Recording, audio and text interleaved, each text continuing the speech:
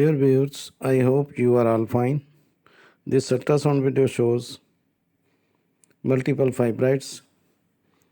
The patient is aged about 33 years, married, nulliparous.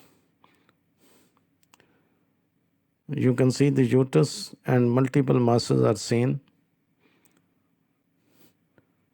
This is uterus, this one is the urinary bladder. Now you can see the largest of these masses seen in the interior wall of the uterus.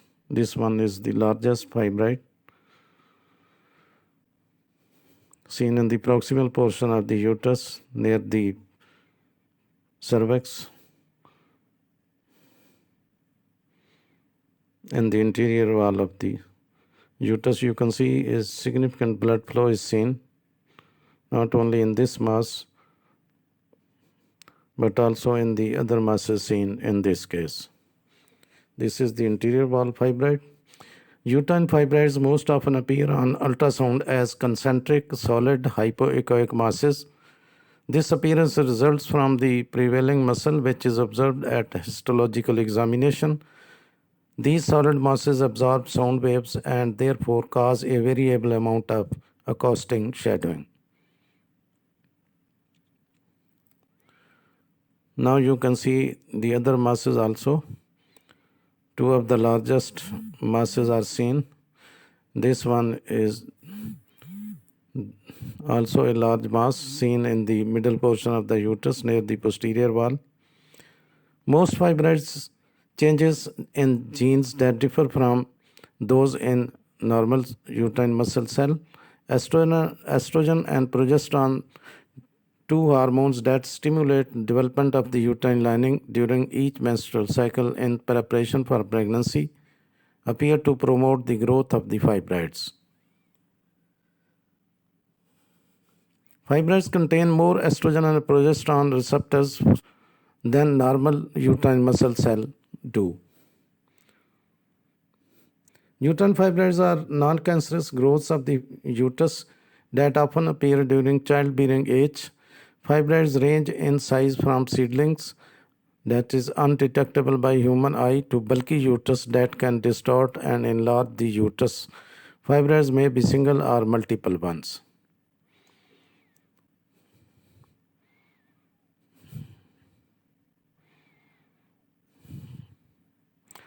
Now you can see all the four uterine masses.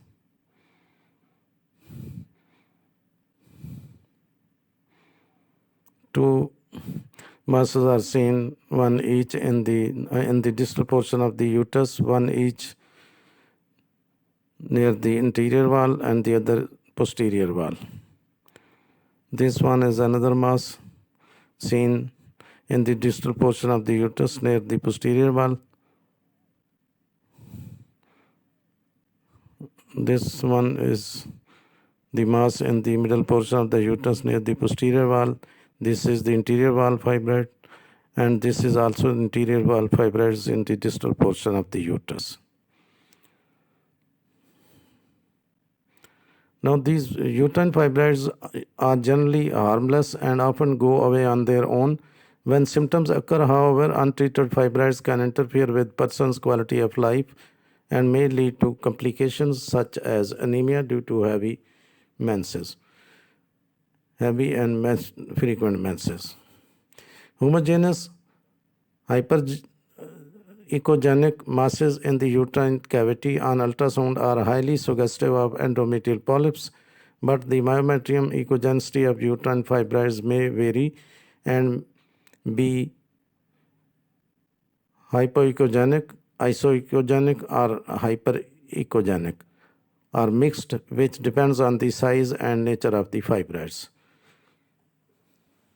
Fibroids are almost always benign, non-cancerous. Rarely less than 1 in 1,000 are cancerous fibroids can occur, and this one type is called leiomyosarcoma. You can find some important information in the description of this video. Thanks for watching. Please subscribe my channel. If you do like this video, please click the like button.